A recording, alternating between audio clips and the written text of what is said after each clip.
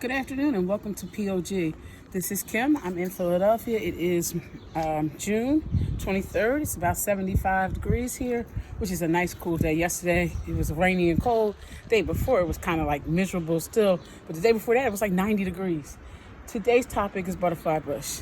I love my butterfly bush. She is a wonderful pollinator.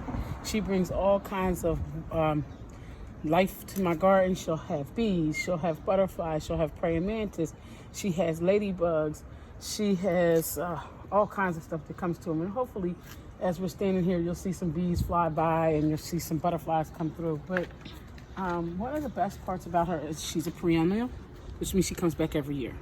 Okay, that's wonderful. I don't have to do anything to her, and I don't have to bring her back in. A lot of the stuff that I have in my garden that are my butterfly attractions, I have to bring in. Or that I really, really love, I have to bring in. I have to bring back in my elephant ears, my caladiums, my canna lilies. But this one I can just leave. Now, in the beginning of the spring, I cut her back. I'll cut her all the way down here. And then she'll grow full, and then I'll trim her back. One of the most important things to do to her is to prune her, is to deadhead her. What does deadhead mean? Deadhead means I take my shears and I cut off the dead flowering head. When I do that, I clip her. Now, in here are the seeds. So if you wanted to propagate her through seeding, you could. You just save this, dry it out, and then save the seeds. It takes a long time. When I finish deadheading, I take this, put it down on the ground. The seeds go into the ground, and then it also gives it nutrients, because when it starts to decompose, that'll provide nutrients to the soil. Okay. Again, wonderful flower to have if you're a pollinator gardener. Okay. As we think about this too, you also need to think about how are you feeding this? Do you need to fertilize? Now, you know me. I fertilize everything.